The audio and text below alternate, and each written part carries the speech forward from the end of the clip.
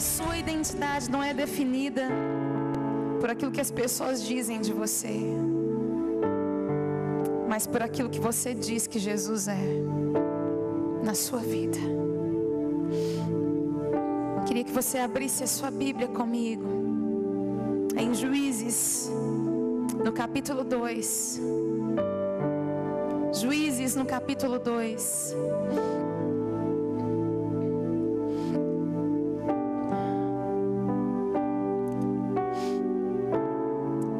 A partir do verso 7. Juízes, capítulo 2, a partir do verso 7.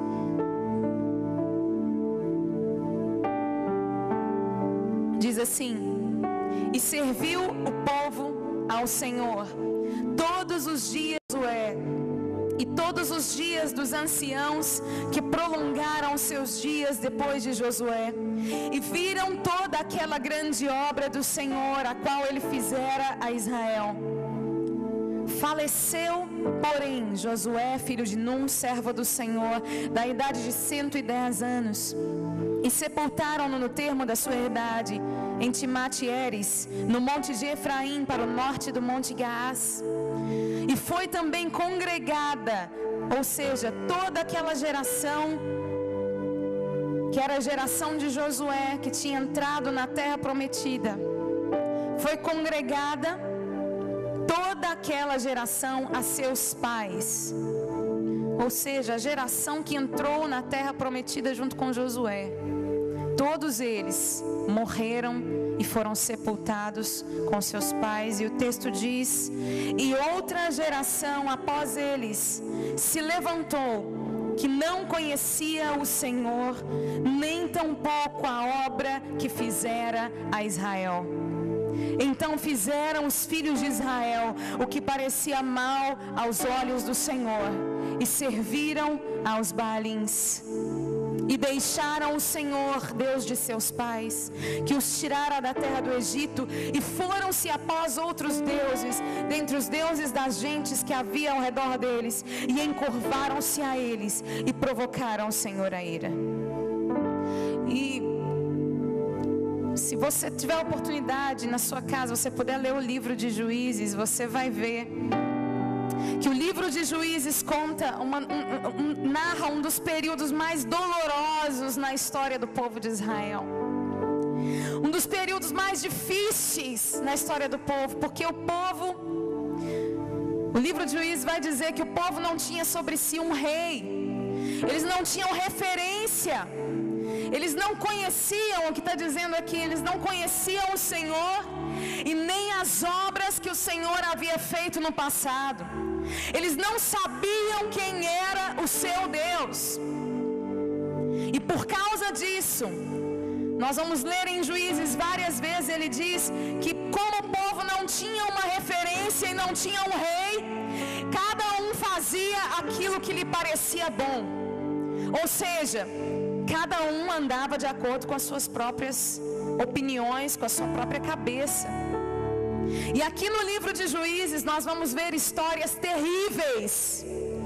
Vamos ver histórias de opressão. Várias vezes em que o povo de Israel esteve subjugado pelos seus inimigos. Várias vezes em que o povo esteve escravizado pelos filisteus. E todas as vezes que o povo se humilhava diante do Senhor, o Senhor então levantava um líder, levantava um juiz, alguém que vinha e libertava o povo da escravidão, libertava o povo da aflição dos filisteus.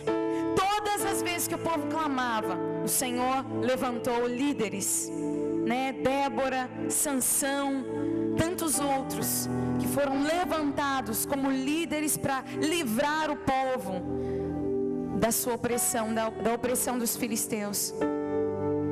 E algo que é tão interessante nós percebermos e nós entendermos nessa noite é que Deus, o plano de Deus desde o início foi ter um povo que o representasse, que representasse o seu caráter, que representasse aquilo que Deus é. A vontade de Deus, desde lá do Éden, foi que o povo, o povo de Israel, fosse um povo que representasse aquilo que Deus é. A vontade de Deus, desde lá do Éden, foi que o povo, o povo de Israel fosse um povo que representasse aquilo que Deus é. A vontade de Deus, desde lá do Éden, foi que o povo de Israel fosse um povo que representasse aquilo que Deus é. sempre foi ter um povo que representasse o seu caráter, que representasse a sua maneira de ser, a sua maneira de pensar, um povo que vivesse de acordo com aquilo que é o nível de santidade de Deus, um povo que fosse um padrão de comportamento na terra.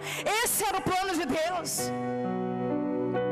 ter um povo que representasse o seu caráter. O plano de Deus sempre foi ter uma família. E família, quantos pais e mães a gente tem aqui hoje, né? Quando a gente vai convivendo com os nossos pais, a gente vai começando a falar igual aos nossos pais, né? Eu por enquanto sou só filha e esposa. Ano que vem, se Deus quiser, vou ser mamãe. E é interessante a gente perceber como que o Fred e Flavinha tem 2 filhos agora. E é interessante a Vitorinha mais velha, como que ela fala parecido com a Flávia, ela fala parecido com o Fred, o jeito de falar, né? Vocês aqui têm um sotaquezinho bonitinho. E é tão bonitinho ver a Vitorinha falando igual aos pais dela, porque ela representa o Fred e a Flávia. Então você olha para ela, você vê, gente, parece com Flávia, parece com Fred, né? E o plano de Deus foi ter filhos e filhas que o representassem. Filhos e filhas para quem as nações pudessem olhar, as nações em volta pudessem olhar e dizer: olha, essas pessoas são diferentes. Elas têm um jeito de viver diferente, elas têm um jeito de falar diferente, elas têm uma cultura diferente, elas tratam umas às outras de uma forma diferente, elas tratam as pessoas com dignidade. Isso representa o caráter do nosso Deus. Isso é muito tremendo. E quando Deus levou o povo de Israel a sair do Egito, quando Deus libertou o povo do Egito e o levou para a terra, né, levou a caminhar no deserto durante 40 anos, em direção à terra prometida, Canaã. O que Deus queria, levando o povo no deserto durante 40 anos, era mostrar ao povo quem era Ele, que o povo não conhecia o Senhor. Mostrar ao povo quem era o Senhor, que o Senhor era o único Deus digno de ser adorado. Existiam deuses falsos que as outras nações adoravam, mas o Senhor é o único Deus. E o Senhor arrancou Israel do Egito para se mostrar a eles.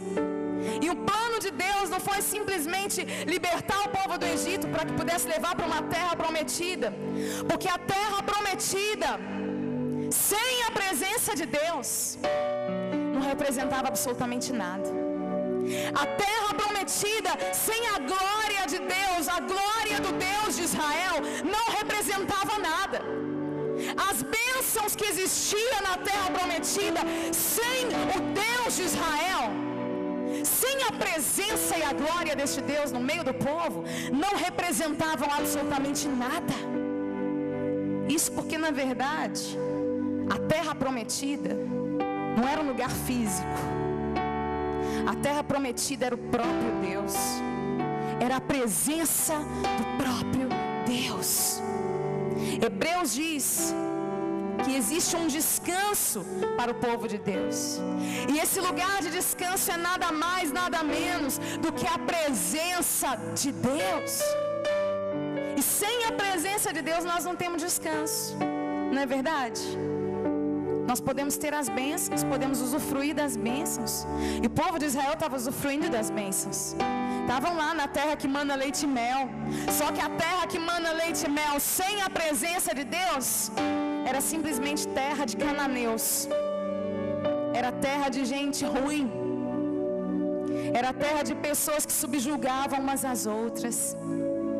Por causa da presença de Deus é que o povo estaria em descanso. A presença de Deus é que nos traz descanso.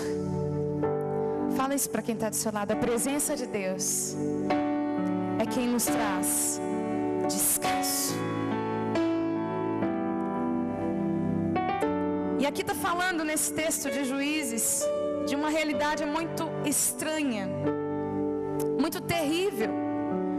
Porque Josué, que era referência, Josué e os anciãos, aqueles que viram as obras do Senhor, que conheceram o Senhor, que caminharam com o Senhor, que sabiam de tudo que Deus tinha feito no passado, todos aqueles que conheceram o Senhor, passaram, morreram. E se levantou uma geração que não conhecia o Senhor e nem as obras que o Senhor havia feito. E uma geração que não conhece o Senhor e nem as obras do Senhor é nada mais, nada menos do que uma geração sem identidade. Porque a nossa identidade não está nas bênçãos. A nossa identidade não está naquilo que podemos alcançar de Deus. A nossa identidade está na presença de Deus.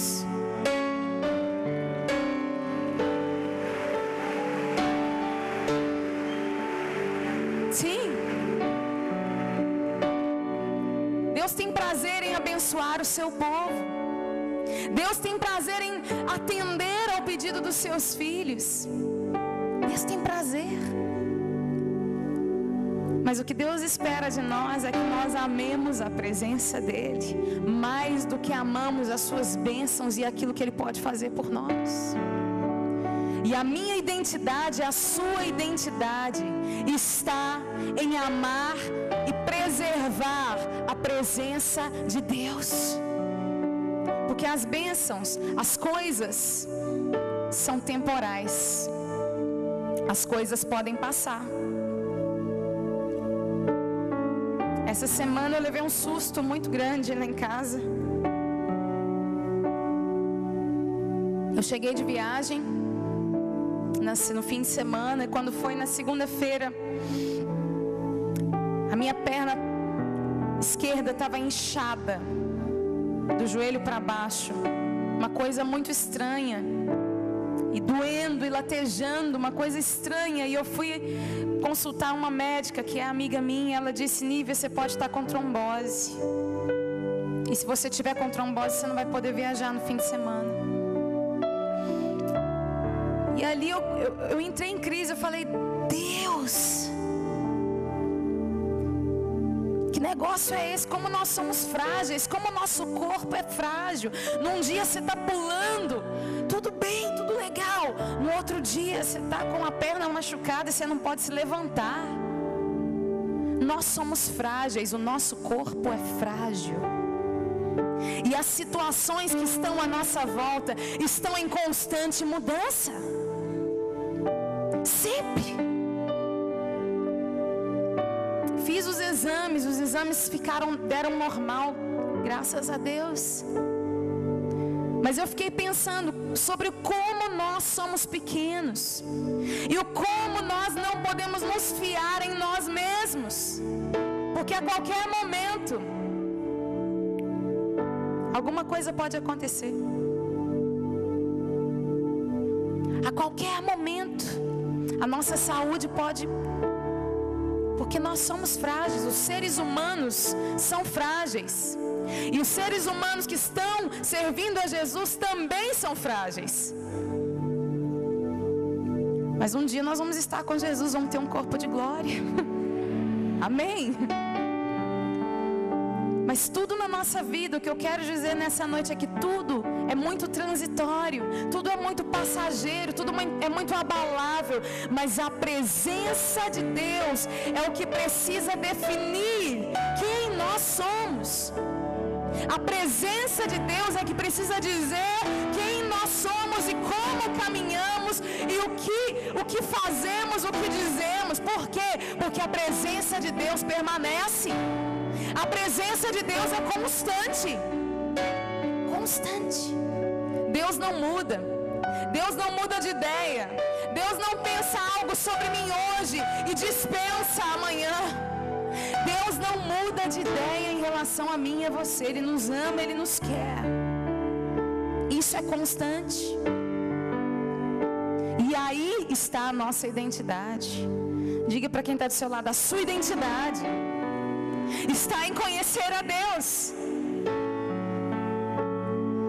Essa é a nossa identidade. E essa geração que estava aqui foi uma geração que não conheceu o Senhor e andou pelos seus próprios caminhos, e por causa disso colheu coisas terríveis, fez coisas terríveis, porque perdeu a referência de quem era o seu Deus, do porquê foram criados.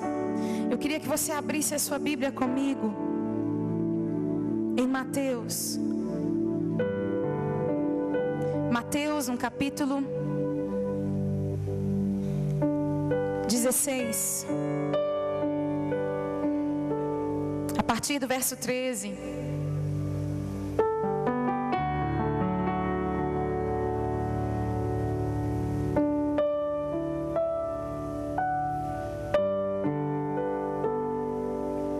Diz assim: e chegando Jesus às partes de Cesareia de Filipe, interrogou os seus discípulos dizendo: quem dizem os homens ser o Filho do Homem? E eles disseram: uns João Batista, outros Elias, e outros Jeremias ou um dos profetas. Disse-lhe ele: e vós, quem dizeis que eu sou?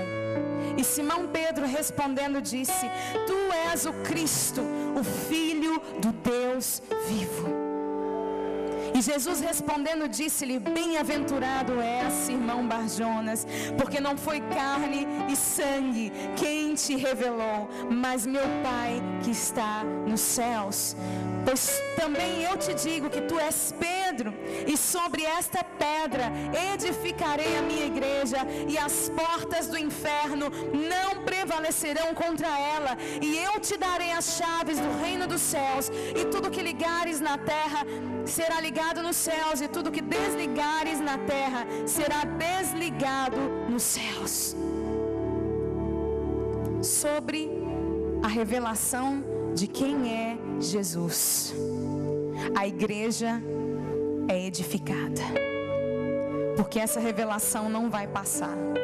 É a única coisa que não vai passar. Tudo é atemporal, mas quando nós firmamos os nossos pés nesta rocha que é Jesus, nós permanecemos com Ele. Interessante que, dentre todas as opiniões que as pessoas tinham a respeito de Jesus, Jesus pergunta para os discípulos: e vocês? Quem vocês dizem que eu sou? Eu quero saber o que você diz que eu sou. Quem sou eu para você? E Pedro, por uma revelação do Espírito, ele diz: tu és o Cristo, Filho do Deus vivo. E a palavra Cristo, ela em hebraico, ela quer dizer Messias. E Messias quer dizer o ungido. Oh. O ungido. E quando nós reconhecemos que Jesus é o ungido de Deus, quando nós reconhecemos que Jesus é o ungido de Deus, nós começamos a dispensar todo e qualquer intermediário. Nós começamos a entender quem nós somos e onde estamos em Cristo Jesus. Ungidos no Velho Testamento eram aqueles que foram determinados para oferecerem sacrifícios diante de Deus pelo perdão dos pecados. Os sacerdotes e os levitas, pessoas que estavam ali e que tinham a função de matar animais para que houvesse expiação pelo pecado. Mas no Novo Testamento nós vemos que Jesus é o ungido de Deus, ou seja, todos os outros que foram ungidos antes se tornaram inválidos, porque Jesus de uma vez por todas é aquele que me faz entrar na presença de Deus sem culpa. Jesus é aquele que me justifica. Todos os outros esforços, todo esforço humano, todo esforço que eu possa fazer para ser aceito diante de Deus, é nulo. Hebreus diz que o povo estava ali oferecendo sacrifício, anualmente, uma vez por ano. O sumo sacerdote entrava, existia um lugar que se chamava Santo dos Santos, que é onde estava a Arca da Aliança, que simbolizava a presença de Deus. E o sumo sacerdote entrava naquele lugar e oferecia sacrifício ao Senhor, oferecia sangue pelos seus pecados e pelos pecados do povo, uma vez por ano. E não podia ter nada de errado com aquele homem, senão ele era instantaneamente fulminado. Mas a Bíblia nos diz lá em Hebreus que simplesmente esses sacrifícios, o sangue dos animais, não podiam resolver o problema do pecado. Ou seja, quem era mau caráter, continuava sendo mau caráter. Quem mentia, continuava mentindo. Quem era homicida, continuava matando. Por quê? Porque os sacrifícios feitos por seres humanos não nos tornam aceitos diante de Deus. Mas Jesus, o ungido de Deus, Ele é o caminho que nos leva até Deus. E quando nós reconhecemos Jesus como sendo o ungido de Deus, nós não precisamos de mais nenhum intermediário. Jesus é o sumo sacerdote.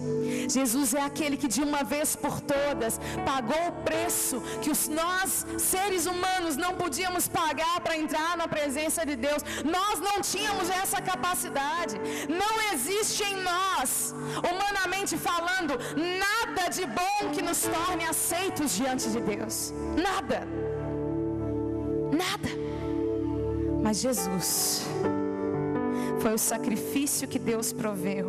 E a Bíblia diz, para que todo aquele que nele crer como ungido de Deus, não morra, não pereça, não fique separado da presença de Deus, mas tenha a vida eterna. A nossa identidade, a identidade desta geração não está nas canções. A identidade desta geração não pode estar nos ministros de louvor. A sua identidade não pode estar firmada no seu pastor. A sua identidade não pode estar firmada, entre aspas, nos ungidinhos de Deus. Sabe por quê? Jesus acabou com esse negócio de elite espiritual. Acabou. O pessoal que está aqui na frente ministrando não é em nada melhor do que você. Nós que estamos aqui não somos em nada melhores ou mais capacitados do que você. Nada. Não existem mais intermediários entre você e Deus a não ser Jesus. Nós somos um corpo como igreja, somos um corpo em Cristo, honramos uns aos outros, dependemos uns dos outros, servimos uns aos outros, nos submetemos uns aos outros, mas não existem mais gurus espirituais, não existem intermediários entre você e Deus.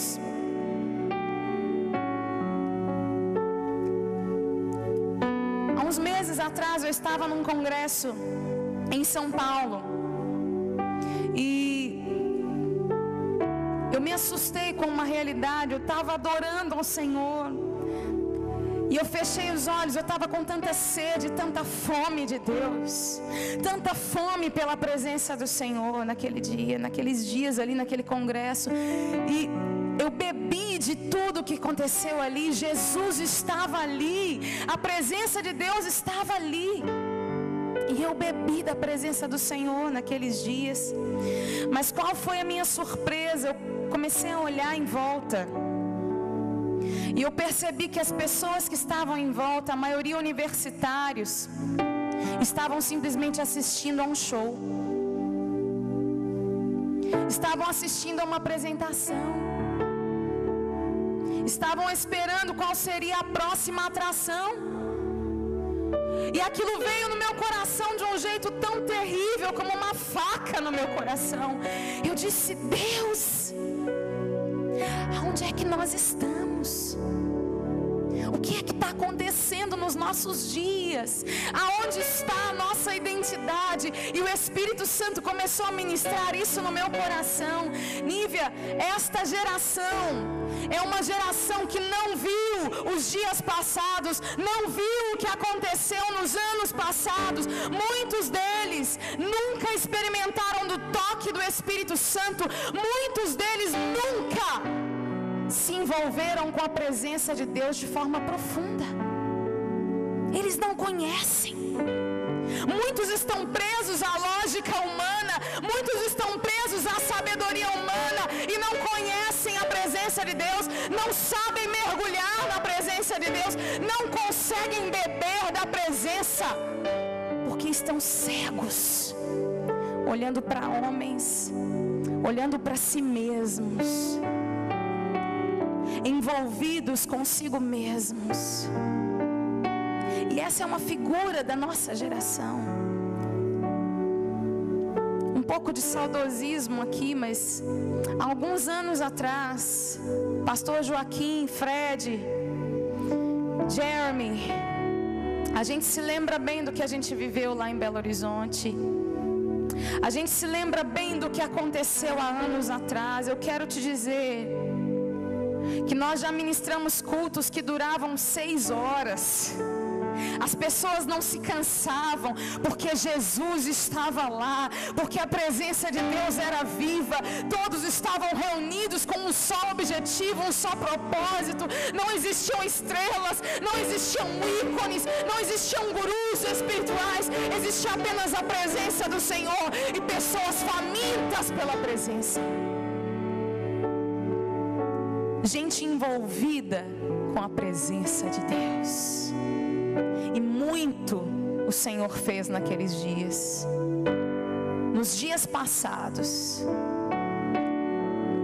muito o Senhor fez. E o meu coração sangra pela presença de Deus todos os dias. O meu coração grita pela nuvem da glória de Deus que nos envolveu e que se foi.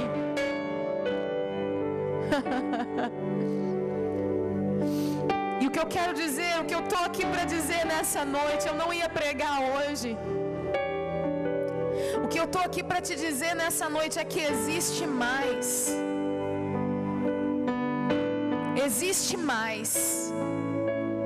Existe um nível de presença de Deus que talvez você não conheça. Deus não é uma religião, Deus não são regrinhas, Deus não são rituais, o Evangelho, o cristianismo não são rituais que seguimos para ir para o céu.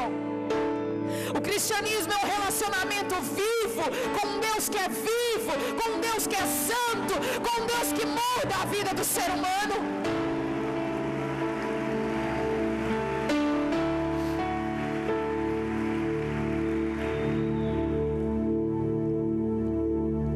Talvez como muitos no nosso país, você não consiga entender qual é a sua identidade, porque você tem colocado tantas pessoas como intermediárias entre você e Deus. Ora por mim, fala com Deus por mim, intercede lá por mim, põe a mão na minha cabeça. Eu creio sim em imposição de mãos, é uma das doutrinas da nossa fé. Mas eu creio que eu e você temos livre acesso a Deus através de Jesus. Eu creio que um ser humano pode portar dentro de si a semente do avivamento. Eu creio que um ser humano incendiado pela presença de Deus, um ser humano que sabe quem é em Deus, que sabe do seu lugar e da sua identidade, que sabe quem é Jesus. Jesus não é uma religião. Jesus não foi um filósofo que veio fazer uma nova religião. Jesus não é simplesmente um pensador que veio levantar pensamentos de bondade e de justiça social. Jesus é Deus que se fez carne e habitou entre nós. Jesus é o Cristo, o ungido de Deus, o Filho de Deus. E sobre esta pedra a igreja está edificada. Sobre esta verdade, sobre este fundamento, as nossas vidas precisam estar edificadas. Porque tudo mais que possa definir a minha identidade, a sua identidade, tudo vai passar. Tudo isso vai acabar. Mas quando nós sabemos quem é Jesus,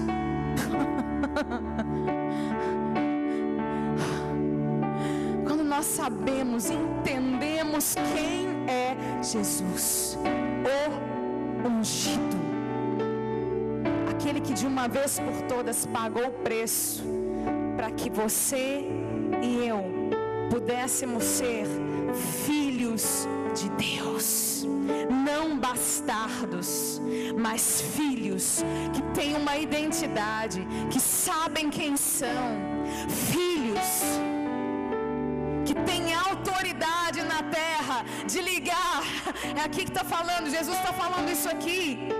Eu dou as chaves do reino dos céus a vocês, e tudo que você ligar na terra será ligado nos céus.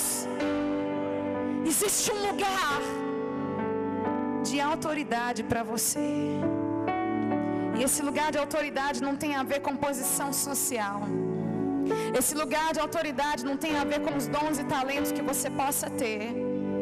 Esse lugar de autoridade não tem a ver com quanto dinheiro você possa ter.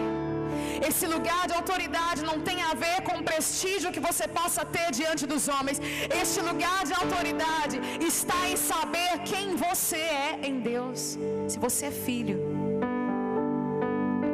Filho. O filho pode entrar na presença. O filho, o escravo não consegue. O escravo não pode. O filho, aquele que entra na presença do Pai. Às vezes o filho está indignado, sabe? Às vezes o filho está entristecido, mas ele entra com ousadia na presença do Pai e fala: Pai, eu estou triste. Pai, eu estou insatisfeito. Mas ele tem livre acesso ao Pai. Às vezes o filho está feliz. E ele se alegra na presença do Pai. A alegria dele é a alegria do Pai. Filho. A Bíblia diz em Romanos 8 que toda a criação aguarda ansiosamente a manifestação dos escravos, dos filhos de Deus. Porque os filhos de Deus são aqueles que não vivem debaixo de opressão. Os filhos de Deus são aqueles que são livres em Deus, sabem quem são, sabem da sua identidade em Deus. Isso não tem a ver com sabedoria humana, isso não tem a ver com teologia, isso tem a ver com você conhecer quem é Jesus. Jesus é o ungido, o Cristo, Filho do Deus vivo. Jesus é o caminho. E aquele que passa por ele tem livre acesso ao Pai. Identidade é o que nós precisamos nessa geração. E a nossa identidade está na presença de Deus. A nossa identidade não está nas bênçãos que a gente alcança. Lembro quando eu era criança, a gente não tinha muitas condições em casa. E um dia eu pedi para a mamãe: mãe, eu queria tanto ganhar uma boneca, uma Barbie. E o dia que eu ganhei aquela Barbie, parecia que o mundo inteiro tinha vindo parar na minha mão, porque eu fiquei tão feliz. Mas eu fiquei tão feliz, mas tão feliz, mas tão feliz. 2 semanas depois, adivinha onde a Barbie estava? jogada lá no canto do quarto. Sabe por quê? As bênçãos não são capazes de preencher aquilo que só a presença de Deus é capaz de fazer.